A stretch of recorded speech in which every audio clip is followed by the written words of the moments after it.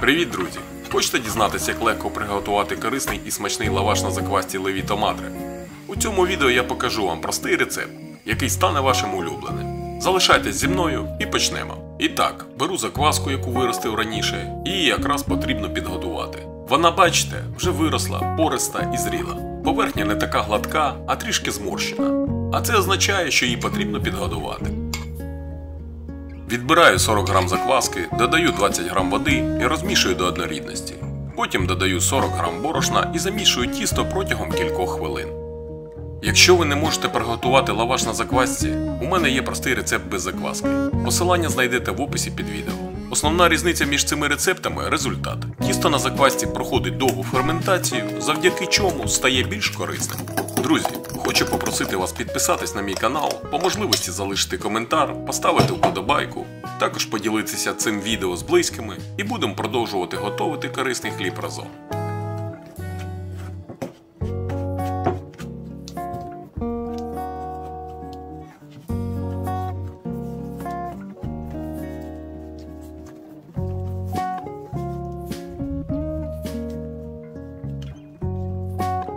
Я думаю, ви бачите, поверхня тіста стала гладенькою. Кладу його в баночку.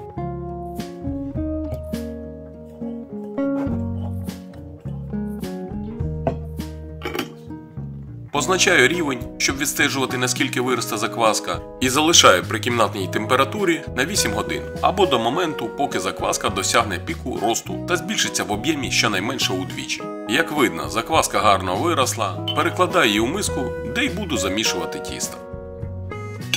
240 мл води кімнатної температури, закваску розминаю виделкою, це буде трішки довше, або за хвилину міксером, оскільки закваска в'язка і потребує трохи зусиль.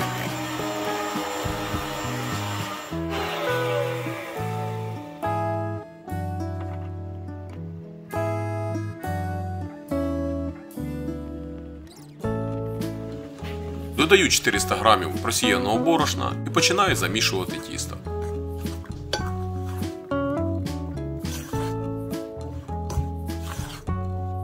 Сюди ж додаю 3 столові ложки рослинної олії, у моєму випадку оливкової.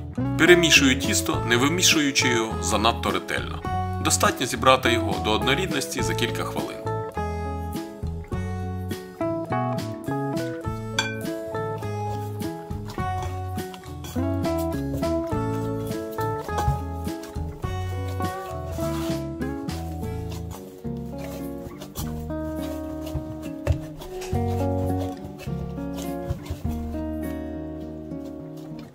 Накриваю тісто і залишаю на 1 годину при кімнатній температурі. Ідеальна температура 22-27 градусів. Додаю сіль.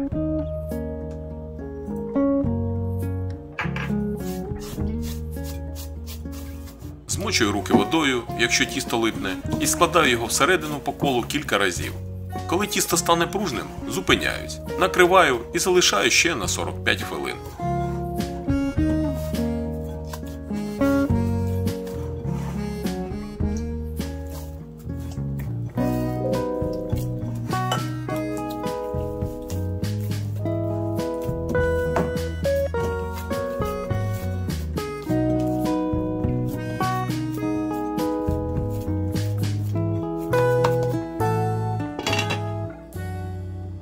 Пройшло 45 хвилин, буду робити друге складання тіста по декілька разів з кожної сторони. По звичці роботи з тістом на хліб складаю таким чином.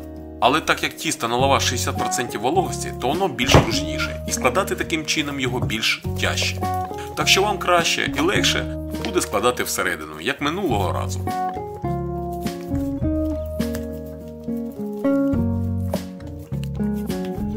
Знову накриваю і залишаю ще на 45 хвилин. І так, пройшло 45 хвилин, буду робити третє останнє складання. Так само по колу. Вже відчувається, що тісто м'яке, процес іде. І після цього складання накриваю і відправляю тісто в холодильник на 12-14 годин на ферментацію. Це якраз той час, коли проходять самі важливі процеси у тісті.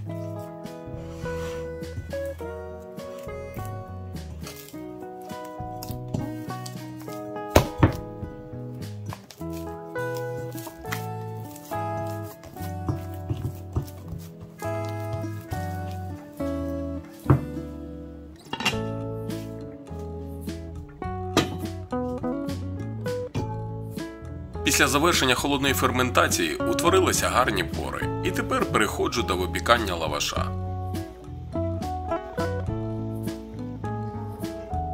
Для однієї порції беру 70 г тіста для сковороди 26 см в діаметрі або 60 г для сковороди 22 см. Формую кульку і розкочую тонким шаром до розміру сковороди.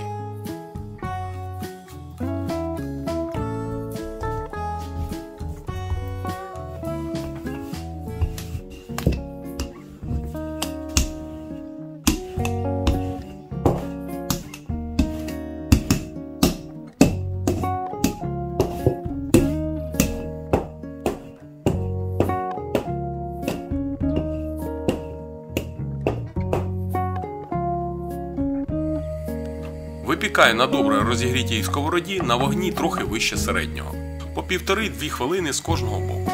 Дивіться, як лаваш гарно надувається, ніби ображається. Перевертаю на зворотню сторону, аромат дуже чудовий.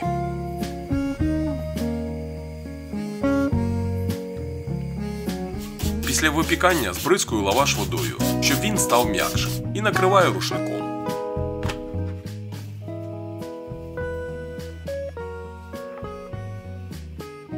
Все те ж саме повторюю з рештою тіста.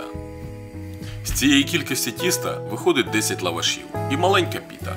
Піту можна розрізати і наповнити різноманітними начинками. Дуже чудовий варіант для смачного перекусу. Якщо хочете окреме відео про приготування піт на заквасці, залишайте коментарі та ставте вподобайки.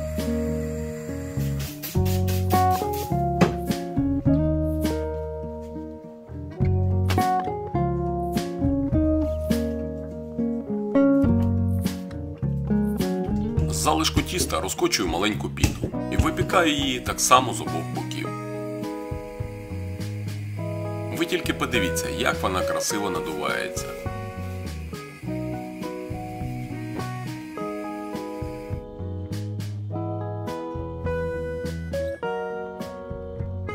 Тим часом лаваші охололи, і я покажу, які вони еластичні та добре складаються.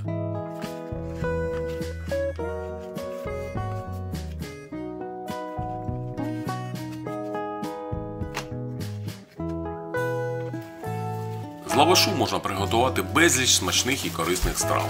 Але це вже тема для іншого відео. Лаваш я зберігаю у пакеті, щільно закриваючи краї, щоб він не пересихав. Такі лаваші добре зберігаються, а якщо покласти їх у холодильник, то термін зберігання збільшується до 2-3 тижнів, а то навіть довше, завдяки ферментації тіста. Але це також тема для іншого відео. Дякую за перегляд, підписуйтесь на канал, залишайте коментарі, ставте вподобайки і до зустрічі в наступному відео.